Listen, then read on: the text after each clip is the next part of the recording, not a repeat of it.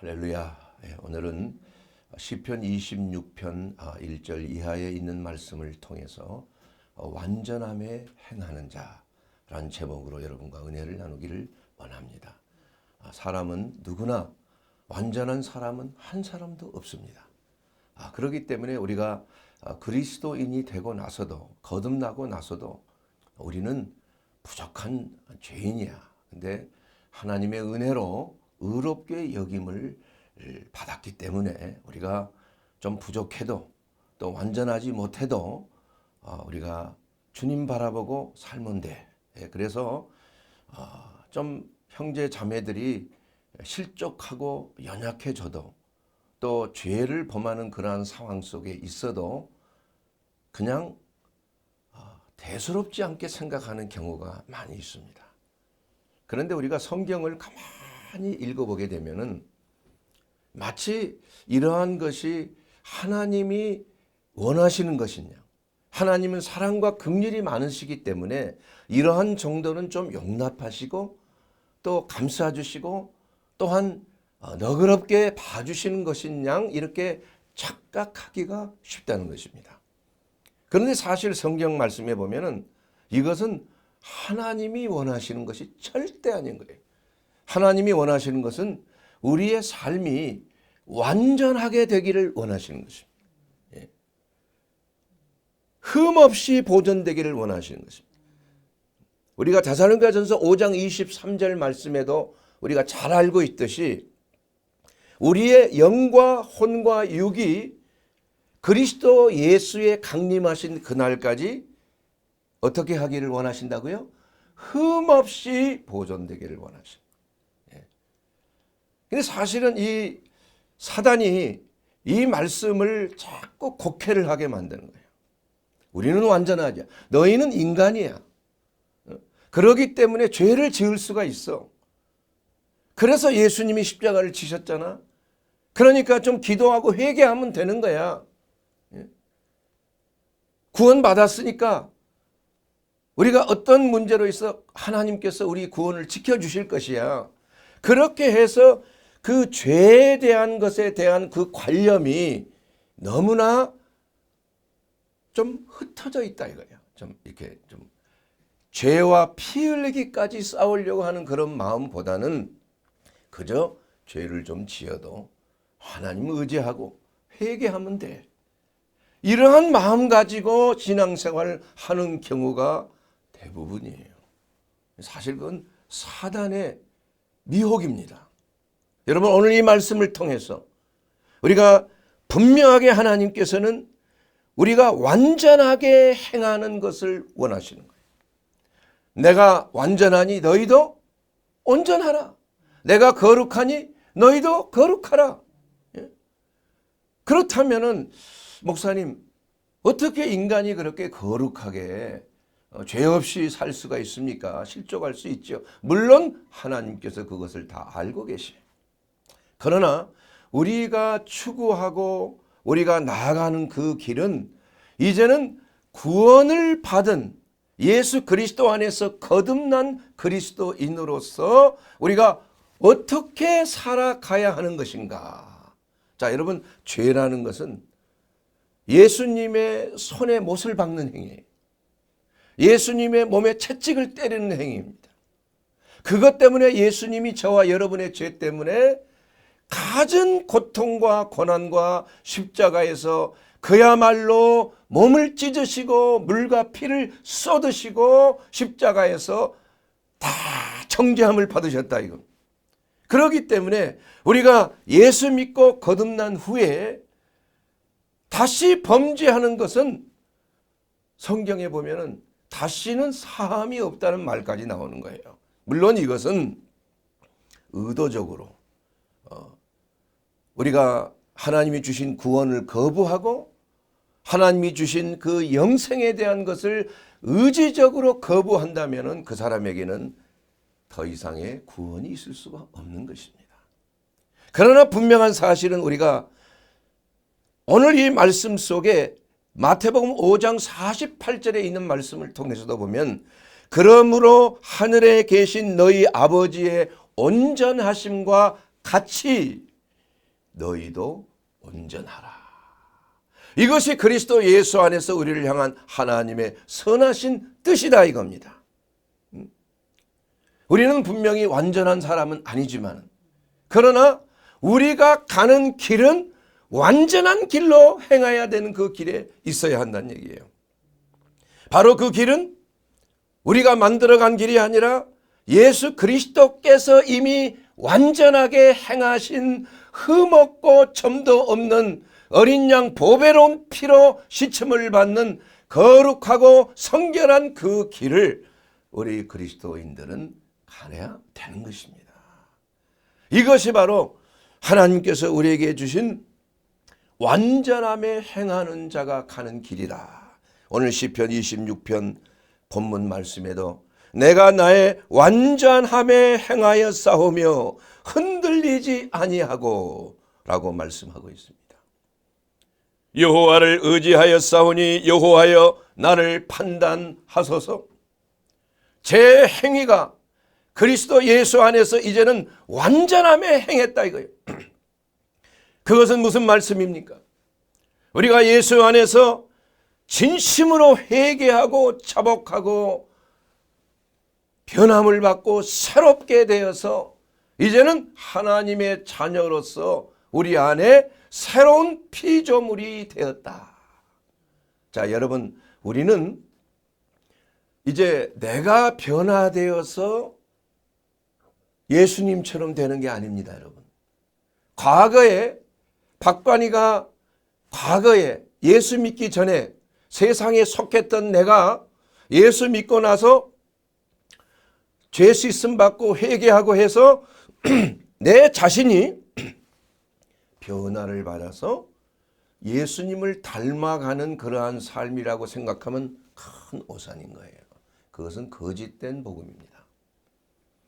그것이 아니에요, 여러분. 그렇다면 여러분, 백날 여러분이 스스로 노력하고 힘들어 해봐도 여러분의 옛사람은 결국은 범죄하고 죄와 사망의 법 안에서 영원한 형벌로 갈 수밖에 없는 그러한 존재라 이겁니다.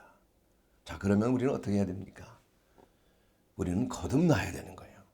그래서 예수님께서도 사람이 거듭나지 아니하면 하나님의 나라에 들어가지 못한다고 그랬어요. 니고데모는 그 말씀을 듣고 너무나 깜짝 놀랐어요. 거듭남이 무엇인지를 모르는 겁니다. 사람이 어찌하여 어머니의 모태 속에 다시 들어갔다가 다시 태어날 수가 있는가? 이러한 오해를 한 것입니다.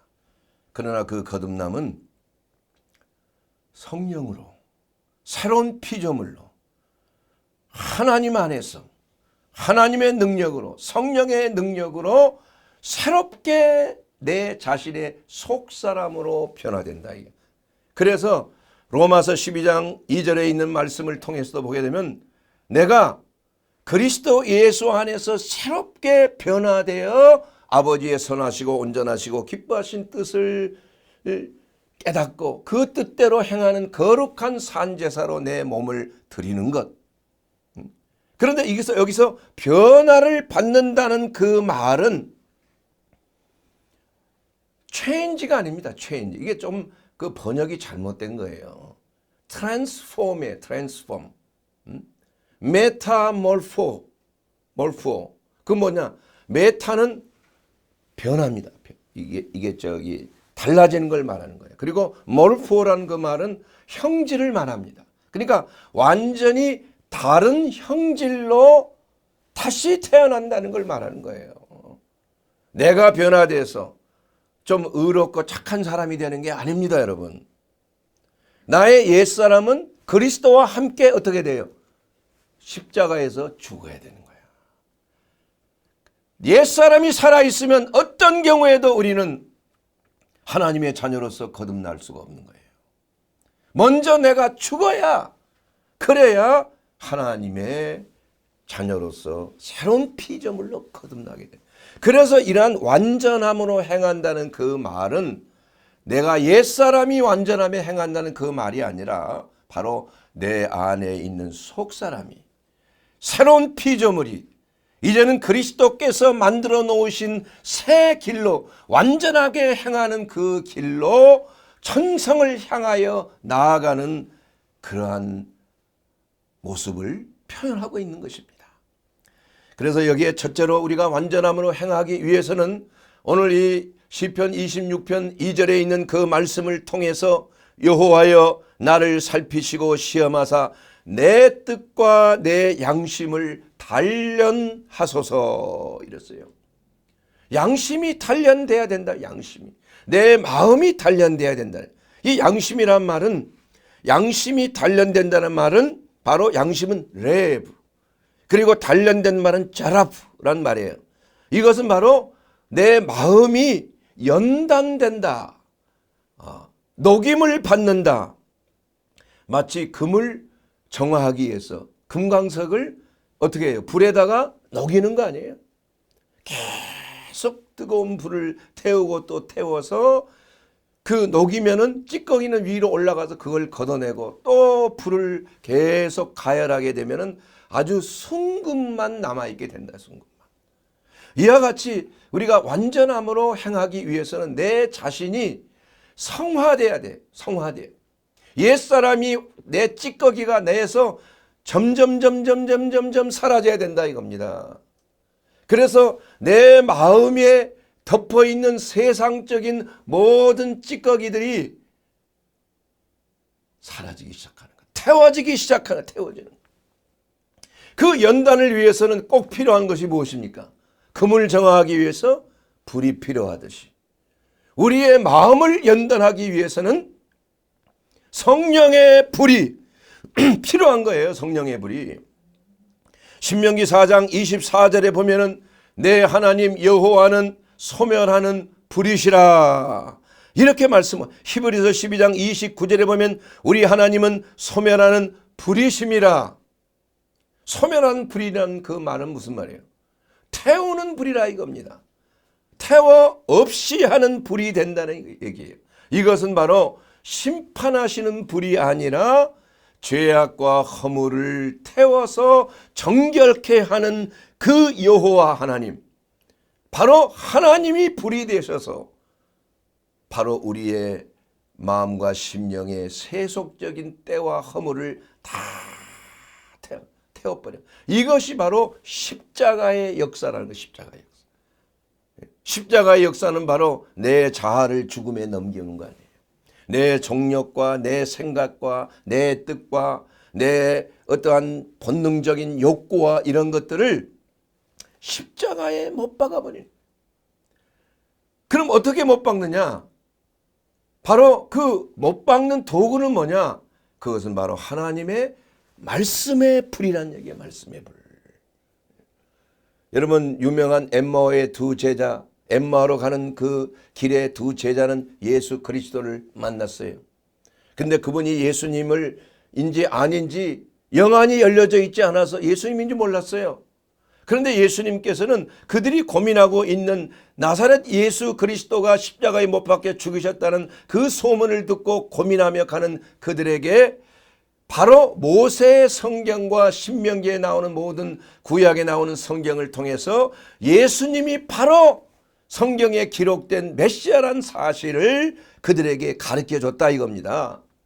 그리고 나서 식사를 하러 초청하여 그들과 함께 있을 때에 예수님께서는 그들에게 떡을 나누시면서 하나님의 말씀을 나눠주실 때에 그들이 뭐라고 말했냐 하면은 그들이 서로 말하되 길에서 우리에게 말씀하시고 우리에게 성경을 풀어주실 때에 우리 속에서 마음이 뜨겁지 아니하더냐.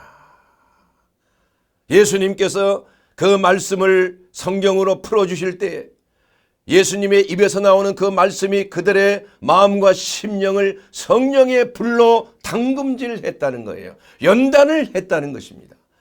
말씀의 그 뜨거운 성령의 역사하심이 그들의 마음속에 정화되는, 바로 살아계신 하나님의 음성과 그 말씀을 통하여 그들은 메시아 되신 예수님을 알고 이제는 부활의 영광에 참여하는 놀라운 제자의 삶을 살게 되었다는 것입니다. 이와 같이 우리가 완전함에 행하는 자의 그 길은 어떤 길입니까? 바로 하나님의 말씀은, 바로 오늘도 하나님의 말씀이 이 종의 입을 통해서 전파되는 하나님의 말씀. 지금 예수님께서 이 자리에 계셔서 하시는 말씀이 아니라 이미 기록된 성경 말씀이 이 종의 입술에 임하여서 그 말씀이 전파될 때, 목소리를 통하여 전파될 때 그 말씀의 능력이 바로 성령의 검으로 역사한다 이겁니다. 성령의 검으로. 그러므로 우리가 이 하나님의 말씀, 우리가 성경 말씀은 기록된 이 성경의 이 성경 자체가 하나님의 말씀이 아니에요. 이것은 책입니다. 책. 이것을 어떤 무슨 거룩한 신처럼 말이지 이렇게 이 성경책을 숭배하면 안 된다 이거예요. 이것은 문자적으로 기록되어 있을 뿐이에요. 그러나 이것이 언제 하나님의 말씀이 되느냐? 바로 기록된 말씀을 통해서 성령께서 말씀 전파자의 입술을 통하여 또 여러분의 그 마음과 심령을 통하여 성령께서 그 말씀을 휘두를 때, 성령께서 여러분을 그 말씀으로 수술할 때 역사는 일어난다 이겁니다. 예? 이것이 바로 영적인 놀라운 비밀이에요. 비밀. 아무리 여러분 성령의 역사가 아니고 사람의 지혜에 권하는 말로 이 말씀을 읽어보세요. 사람이 변화되나? 전혀 상관이 없는 거예요. 전혀. 아무리 좋은 말씀이라도 읽는다고 해서 그 말씀의 능력이 나타나는 그게 아닙니다. 여러분. 성령께서 역사해야 되는 거예요. 성령의 검이 돼야 되는 거예요. 누구를 위하여 휘두릅니까? 먼저 우리 자신을 위하여 휘둘리는 거예요. 우리 자신의 세속적인 정력과 세상적인 쾌락과 본능적인 욕구와 또한 마귀의 미혹과 이런 것들이 우리의 마음속에 화영검으로 불칼로 역사하여 정욕적인 생각이 나온 하나님의 말씀의 검, 성령께서 그 말씀의 검을 휘둘러서 단칼에 그냥 베어버린다. 그러면 그 미혹과 거짓된 미혹이 들어오질 못하는 거 아니겠어요? 그래서 유명한 그 존 넬슨 다비라고 하는 그러한 그 신학자는 항상 그 마음속에 내 마음속에는 복음이 있다. 그렇게 말했다고 그래요. 성령의 검. 이것은 바로 내 마음을 지키는 검이라. 이게 내 마음을 정결하게 하고 내 마음을 깨끗하게 하고 내 정욕과 허물을 베어버리는 그러한 능력의 십자가의 검이라. 이거 십자가의 검. 그렇기 때문에 하나님의 성령의 임재하심이 우리 가운데 나타나게 되면은 우리가 이사야서 40장 7절에 있는 말씀을 통해서도 풀은 마르고 꽃은 시들어 인간의 육신은 풀이요 인간의 영혼은 꽃과 같아. 그러나 하나님의 성령의 기운이 불게 되면은 다 풀은 시들고 꽃은 떨어지고 그 위에 하나님의 말씀은 영원히 서리라. 하나님의 말씀이 여러분을 다스리게 됩니다. 바로 성령께서 여러분의 하나님의 말씀의 검을 통하여 우리를 다스리고 우리를 찔러 쪼개고 우리의 골수와 관절까지도, 다시 말하면 우리의 육신의 질병까지도 수술하는 놀라운 성령의 역사가 나타나게 되는 줄 믿습니다. 예수님께서 치유사역하고 예수님께서 귀신 내쫓하는 게 다 성령의 역사예요. 내가 하나님의 성령을 힘입어 귀신을 쫓아내는 것이면 너희에게 하나님의 나라가 임했다고 그랬어요. 그래서 예수 그리스도는 바로 하나님의 성령의 역사를 통하여서 우리를 치유하시고 구원하시고 역사하시고 말씀으로 우리를 새롭게 하시고 영원한 영생의 복음을 우리에게 증거하시는 줄로 믿습니다. 두 번째로 완전함에 행하는 자는 악한 자와 함께하지 아니하는 자예요. 악한 자. 오늘 시편 26편 4절 이하에 보게 되면 허망한 사람과 간사한 자와 동행하지 아니하고 내가 행악자의 집회를 미워하오니 악한 자와 같이 앉지 아니하나이다. 여러분, 누구와 함께 앉아 있는 자가 매우 중요합니다. 여러분, 어디에 앉아 있는가 중요한 거예요. 여러분, 함부로 어디 가나 함부로 앉지 마세요. 잘 살펴보세요. 어디에 앉아야 될까? 여러분, 잘 생각하고 앉아야 됩니다. 어디 가서 함부로 누우면 안 돼요. 남의 집에 가서 함부로 자면 안 되는 거예요. 또 어디 가서 극장을 가더라도 함부로 아무 데나 앉으면 안 된다 이거예요. 잘 살펴보고 성령의 인도하시는 대로 악한 자가 있나? 꾀이는 자가 있나? 우리가 늘 깨어 있어야 된다 이겁니다. 그래서 시편 1편 1절에 보게 되면 복이 있는 자는 죄인의 길에 따르지 아니하고 오만한 자리에 앉지 아니한다고 그랬어요. 오만한 자의 자리에. 시편 26편 9절에 보면 내 영혼을 죄인과 함께 내 생명을 살인자와 함께 거두지 마소서.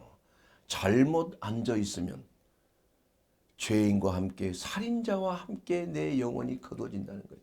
얼마나 무서운 말입니까? 잘못 앉았다가 살인자 옆에 앉았다가 목숨이 달아나는 경우가 얼마나 많이 있어요. 그래서 우리가 어디에 서야 되고 어디에 앉아야 되고 어디에 행해야 되는지를 우리는 잘 살펴봐야 되는 것입니다. 우리가 앉아 있어야 될 곳은 어디입니까, 여러분? 예배드리는 장소에 앉아 있어야 돼요. 하나님의 말씀을 듣는 장소에 앉아 있어야 되는 것입니다. 하나님의 성령의 인도하시는 곳에 앉아 있어야 되는 것입니다. 거룩한 성도와 함께 앉아 있어야 되는 것입니다. 그러므로 우리가 배우자를 선택할 때도 나와 같이 같은 이불을 베고 누울 자가 누군가 선택해야 되는 거예요. 공부를 해더라도 오늘 예배를 드리더라도 누가 은혜가 있는 사람인가 그 옆에 앉아야 되는 거예요. 그게 무리의 법칙이라는 게 있습니다. 파장이라는 게 있어요. 성령 충만한 사람에게는 그 은혜가 그곳에 미치는 거예요. 하나님의 성령의 기름 부음 받은 종에 있는 곳에는 희한한 역사가 있는 거예요. 놀라운 역사가 일어나는 거예요. 놀라운 역사. 치유의 역사가 일어나고 안 되는 일도 되게 하고. 종종 저는 기도하면서 우리 병원에서 기계가 고장이 나면 우리 간호사 선생들이 나를 불러요. 원장님, 뭐가 고장이 났습니다. 내가 딱 만지면 딱 되는 거예요. 희한하게 뭐가 이거 잘 돼요, 이게. 그걸 나는 성령의 역사라고 생각하는 거예요. 참 희한한 거야. 다른 사람 똑같이 만지는데 내가 만지면 뭐가 잘 돼, 이게. 그래서 이 원장님 맥가이버도 아니고 이게 도대체 무슨 일인가. 이게 바로 성령의 역사라는 것이야. 예수 믿어야 돼. 예수 안에 거해야 된다 이거. 예수 안에. 예수 믿으면 파장이 변화되는 거예요. 하나님의 은혜가 임재하는 거예요. 그리스도 안에 있으면은 치유의 파장, 사랑의 파장, 은혜의 파장이 있는 거예요. 그렇기 때문에 우리가 어디에 서 있을까 조심해야 돼요. 죄인들의 길에 서서는 아니 된다는 것입니다. 성도는 말씀의 반석 위에 평탄한 가운데 굳건하게 서야 되는 것이에요. 그래서 시편 26편 12절 말씀에 보게 되면 내 발이 평탄한 데에 섰사오니 무리 가운데에서 여호와를 송축하리이다. 성도의 무리 가운데 있게 되기를 주의 이름으로 축원합니다. 하나님의 은혜가 있는 그 집회 가운데 예배 가운데 있게 되기를 주의 이름으로 축원합니다. 그렇게 되면 하나님의 성령께서 여러분을 고치시고 역사하는 거예요. 그리고 또 서야 될 게 또 있습니다. 이것은 바로 우리가 주 안에서 마귀를 대적하기 위해서 서야 된다고 성경은 말씀하고 있습니다. 에베소서 6장 13절에 보면 그러므로 하나님의 전신갑주를 취하라. 이는 악한 날에 너희가 능히 대적하고 모든 일을 행한 후에 서기 위함이라. 여러분, 마귀를 대적하게 선다는 것은 마귀의 공격을 막기 위해 선다는 그 말인데, 그 말은 뭐냐 하면 우리가 서 있는 곳을 지키기 위해서 서는 거예요. 여러분이 가지고 있는 여러분의 가정 지켜야 돼요. 여러분의 교회를 지켜야 되는 것입니다. 마귀는 어떻게든지 그것을 회파하려고 그 서 있는 곳에서 움직이도록 하는 거예요. 그때마다 비극이 일어나는 것입니다, 여러분. 그러므로 우리가 서서 마귀를 대적한다는 그 말은 하나님께서 우리에게 주신 가정을 지키고 우리 교회를 지키고 우리의 직장을 지키고 내가 설 곳을 지켜야 된다는 것을 말씀하고 있는 줄로 믿습니다. 여러분, 그걸 고수해야 돼. 그거 빼앗기면 절대, 목숨을 걸고 내가 은혜 받은 장소 지켜야 되는 거예요. 영적인 직에서 함부로 옮기다가 큰일 나는 것입니다, 여러분. 마귀가 왜 마귀가 됐어요? 루시퍼가 자기의 하나님이 주신 귀한 직분, 하나님이 그 하나님을 찬양하러 지은 아주 가장 복된 그 직분을 떠나버렸어. 왜? 교만했어. 하나님을 나도 한번 해볼 수 있어. 네? 나도 하나님처럼 될 수 있어. 이렇게 하다가 그냥 교만해서 그 자리를 벗어나 버리고 만 거야. 아담이 하나님과 교통하는 자리에 벗어나니까 어떻게 됐어요? 에덴 동산에서 쫓겨난 거야. 그 지위를 잊어버렸어. 읽어버렸어. 피와 땀을 흘려야 돼. 결국은 죽음이 왔어요. 이것은 불변의 영적인 법칙이다 이겁니다. 그러므로 여러분의 그 처소를 지켜야 된다. 여러분의 직분을 지켜야 된다. 여러분이 해야 될 어떤 경우에도 불평 원망하지 말라. 마귀가 좋아하는 거예요. 다 듣는 것입니다, 여러분. 그리고 나서 마귀가 들러붙는 거예요. 하나님이 다 듣고 계신다 이거예요. 그러므로 어떤 경우에도 뒤에서 험담하면 안 되는 거예요. 다 들리는 거예요, 그게. 스스로 함정에 빠지는 겁니다, 여러분. 조심해야 되는 거예요. 이스라엘 백성들이 그러다가 다 망해버린 거 아니에요. 하나님이 좀 봐주시고 그러면 되지 뭐 그러시나. 아니에요. 스스로 그 은혜를 박차버리는 것이 되는 거예요. 여러분, 완전함의 행함이 있는 보장된 길을 가는 것, 이것이야말로 우리 성도가 누려야 될 아주 중요한 것이에요. 내가 완전함에 행하며 흔들리지 아니하고 여호와를 의지하여 싸우니 여호와여 나를 판단하소서. 나의 완전함에 행하오리니 나를 속량하시고 내게 은혜를 베푸소서. 완전함에 행한다고 해서 내가 죄가 없는 건 아니에요. 그러나 죄인이지만 그리스도 보배로운 피로 덮어주셔서 죄인의 길을 가는 것이 아니고 의인의 길을 간다 이거예요. 이것이 바로 하나님의 은혜인 것입니다. 여러분, 죄인이라고 해서 죄인이 가는 길을 가서는 안 되는 거예요. 하나님의 거룩하신 그리스도의 보배로운 피를 의지하여서 이제는 의로운 사람만이 가는 길을 가는 건데, 이것이 바로 완전함에 행하는 길이에요. 그런데 사람들은 사단의 미혹에 우리는 부족하고 연약해, 완전한 자는 한 사람도 없어. 그러니까 이 길을 가도 하나님이 다 받아주시고 용서해 주실 거야. 천만의 말씀이에요, 여러분. 마귀에 속아서는 아니 되는 것입니다. 그러므로 로마서 12장 2절에 있는 그 말씀을 통해서도 우리가 새로운 피조물로 거듭난 우리 그리스도인들은 이제는 요한일서 3장 6절에 있는 말씀대로 그 안에 거하는 자마다 범죄하지 아니하나니 범죄하는 자마다 그를 보지도 못하였고 그를 알지도 못하였느니라. 여러분, 예수 안에 거하면 절대 범죄하지 않습니다. 여러분, 이게 바로 영적 비밀이에요. 예수 안에 있으면서 내가 실수했습니다. 천만의 말씀이에요. 먼저 예수 밖에 나와서 그런 거예요. 하나님의 말씀에 불순종했기 때문에 죄가 들어오는 거예요. 예. 그러면 우리가 지켜야 될 건 뭐냐? 내 연약함을 보지 말고 내가 예수 그리스도 안에 거하기를 전심으로 하나님 앞에 내 자신을 드려지는 거예요.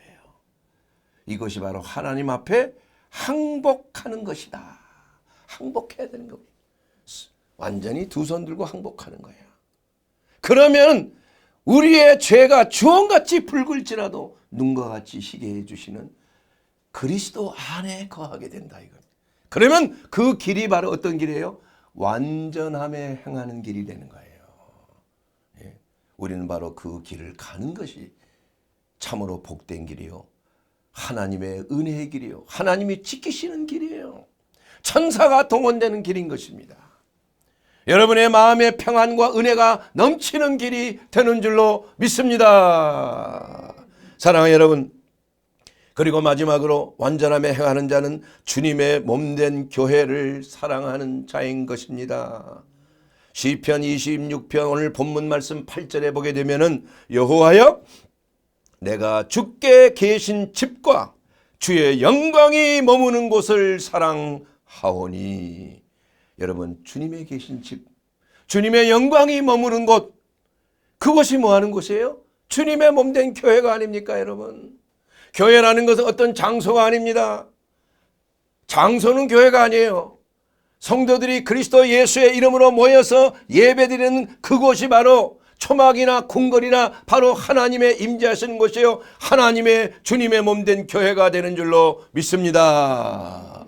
사랑하는 여러분, 바로 교회는 에클레시아, 액이란 말은 밖으로, 클레시아란 말이에요.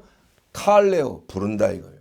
그래서 세상에 있는 자들을 밖으로 불러 모은 무리가 바로 교회예요. 교회. 그러므로 교회는 바로 그리스도의 핏값으로 산 교회예요. 그리스도의 신부라는 것입니다. 신부. 그래서 교회에 대해서 뭐라고 아가서에 비유하고 있느냐 하면은 아가서 4장 11절 말씀을 보게 되면 내 신부야 내 입술에서는 꿀방울이 떨어지고 내 혀 밑에는 꿀과 젖이 있고 내 의복의 향기는 레바논의 향기 같구나. 응? 내 누이 내 신부는 잠근 동상이요 널 덮은 우물이요 봉한 세미로구나. 바로 교회가 신부, 그리스도의 신부가 바로 교회 아니겠습니까? 근데 그 신부는 그 입술에서 꿀방울이 떨어진다. 꿀방울이. 그 혀 밑에는 꿀과 젖이 있어요. 그건 사랑하는 여인끼리 연애하는 것과 같아. 예수 그리스도는 바로 교회 안에 꿀과 젖을 그토록 좋아하는 겁니다. 여인이 사랑함으로, 한 남자가 한 여인을 사랑함으로 정말 그 입술을 사모하고 정말 그 입술 안에 있는 꿀과 젖 같은 그러한 것을 사모하는 그 모습, 바로 예수 그리스도께서 바로 교회에서 나오는 꿀과 젖을 사랑하는 거예요. 그것은 바로 하나님의 말씀의 꿀이요, 하나님의 생명의 젖이라는 것입니다. 그리고 교회가 입고 있는 그 옷은 바로 레바논의 향기와 같은 향기로 진동하는 것, 진동. 하나님께서는 교회마다 여러분에게 바로 그리스도의 향기가 나도록 해 주셨다 이겁니다. 마치 솔로몬이 술람미 여인은 사실 조금 이렇게 까무잡잡한 사람이에요. 이방 족속입니다. 아주 금발에 푸른 눈 이런 스타일이 아니에요. 그 술람미 여인을 사랑하여 덮은 우물이요 봉한 셈이다. 바로 예수님만이 들어갈 수 있도록 그 교회가 잠겨져 있는 거예요. 아무나 들어오면 안 돼. 몰래 들어온 작은 여우를 말이에요. 포도원을 허는 작은 여우를 잡으라 그런 말이 있어요. 마귀는 몰래 들어와요. 마귀는 몰래 침범합니다. 허물고 담을 허물고 들어오는 거예요. 그러나 예수 그리스도는 바로 교회의 문이에요. 바로 장근 교회, 장근 우물이요, 장근 동산이요, 또한 하나님의 말씀 안에서 덮은 우물, 봉한샘이다. 이렇게 함으로 교회 안에는 바로 샘물이 흐르는 곳이고, 교회 안에 있는 자에게는 바로 그리스도의 영생수가 흐르는 곳이다. 하나님의 말씀에 꿀이 떨어지는 곳이다. 하나님의 영원한 생명이 강물처럼 흐르는 곳이다. 이것은 바로 천국 보좌에서 내려오는 겁니다. 바로 우리의 머리는 하나님 은혜 앞에 하나님 아버지의 오른편에 앉아 있고, 우리 성도들도 이미 하나님 우편에 앉아 있는 그러한 특권을 누리고 있다 이겁니다. 그래서 교회를 통해서 하나님께서는 하나님의 보좌에서 내려온 생명수가 흘러 교회로 흘러나오는 거예요. 그래서 작은 교회든 큰 교회든 성령이 임재하는 교회, 하나님의 말씀이 살아있는 교회, 교회라고 다 똑같은 교회가 아닌 것입니다. 하나님의 성령이 역사하는 교회가 있고 그 역사가 죽은 교회들이 있다 이거예요. 그러나 하나님의 성령의 바람이 부는 곳에는 바로 하나님의 꽃향기, 성령의 그 바람이 부는 곳에는 바로 북풍아 일어나라, 남풍아 오라, 나의 동산에 불어서 향기를 날리라. 나의 사랑하는 자가 그 동산에 들어가서 그 아름다운 열매 맺기를 원하노라.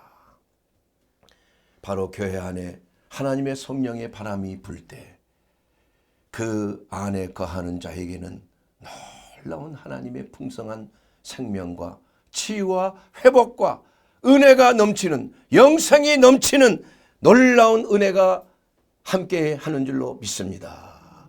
바로 성령의 바람이 불 때 에스겔 골짜기의 마른 뼈다귀들이 다 사방에 있는 생기가 들어가라 하며 나중에 큰 군대를 이루어 일어났듯이 바로 하나님의 주님의 몸된 교회, 바로 완전함에 행하는 자에게는 주님의 몸된 교회를 어떻게 해야 돼요? 사랑하는 자가 되어야 되는 거예요. 이러한 자가 바로 하나님의 약속 있는 축복을 받는 자들이에요. 그곳에 숨겨져 있는 자가 끝까지 남아있는 자가, 그 남아있는 자는 뭐냐? 고벨화와 번홍화와 창포와 개수의 유향목과 침향이 동산의 향기가 날리고 맛있는 과실을 맺히게 되는 그런 것이 된다는 것입니다. 사랑하는 여러분, 여러분 어디에 심겨져 있습니까? 여러분 심겨져 있는 곳이 바로 주님의 몸된 교회, 성령의 바람이 부는 곳입니까? 아멘이지요? 아멘. 그렇다면 여러분 정말 복된 자인 것입니다. 이것은 세상의 어느 곳보다도 우리가 완전하게 행함이 있는 그 길을 가는 데는 바로 성령의 바람이 부는, 주님께서 술람이 여인, 바로 솔로몬이 술람이 여인을 사랑하여 장근 우물 봉한 샘처럼 귀하게 여기듯이 바로 여러분이 담고 있는 몸된 교회는 일반적인 이러한 집단과는 차원이 다른 것이요, 바로 하나님의 영이 임재하는 것이에요. 그래서 그 교회 안에 들어오게 되면 죽었던 영혼이 살아나는 거예요. 병든 육신이 치료함을 받는 것입니다. 눌려있는 자가 영원한 해방을 누리게 된다 이겁니다. 바로 그것은 예수 그리스도의 보배로운 피가 덮여져 있는 것이에요. 우리가 영원한 영생으로 가는 유일한 길이 바로 주님의 몸된 교회 안에 들어오는 길이 되는 줄로 믿습니다. 사랑하는 여러분, 그러기 위해서 예수 그리스도가 바로 여러분의 하나님이요 구주가 되셔야 하는 것입니다. 교회는 바로 그리스도의 신부예요. 그러므로 착하고 거룩한 신부로서 신랑 되신 예수님을 맞아들일 그 준비를 하는 그러한 슬기로운 여인이 되어야 하는 것입니다.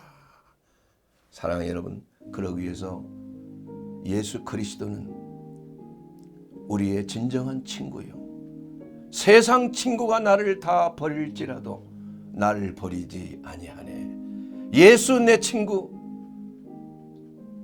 우리가 어떠한 상황 속에서도 예수님은 우리에게 모든 것을 다 알려주시는 것입니다. 친구에게는 비밀이 없습니다. 우리가 그리스도 예수 안에 예수님을 나의 구주로, 나의 하나님으로 영접할 때, 영접하는 자, 그 이름을 믿는 자들에게는 하나님의 자녀가 되는 권세를 주셨습니다. 그러므로 사랑하는 여러분, 예수님 안에 들어오게 되기를 바랍니다. 믿다가 타락했다고 생각하면은 주 안에 들어와야 돼요. 주님의 몸된 교회 안에 들어와야 되는 것입니다. 영상 예배만 본다고 되는 것이 아니에요. 성도들이 모여서 숨을 쉬고 같이 교제하는 그 교제권 속에 들어왔을 때 성령의 바람이 불게 되는 것입니다. 주여, 우리 교회에 성령의 바람이 불어주소서. 그럴 때 바로 여러분의 연약한 육신은 군대와 같이 하나님의 군사처럼 강건하게 돼서 일어서게 되는 것입니다. 사랑하는 여러분, 어떤 경우에도 예수 안에 들어와서 이제는 예수님께서 만들어 놓으신 그 완전한 길, 천성으로 가는 그 길로 행하게 되기를 주의 이름으로 축원합니다. 그렇게 되었을 때만이 우리는 보장된 구원을 가질 수가 있는 거예요. 하나님의 나라에 우리는 입성할 수가 있는 것입니다. 우리가 이 땅에 살 때 죄인의 길에 서지 말게 되기를 바랍니다. 우리가 여호와를 찬양하며 찬송하며 하나님 앞에 영광을 돌리는 거룩한 술람미 여인의 길, 바로 예수 그리스도의 신부의 길, 그 길을 우리가 가면서 주님이 오심을 고대하며 기다리는 슬기로운 다섯 처녀와 같은 우리 모두가 되기를 주의 이름으로 축원합니다.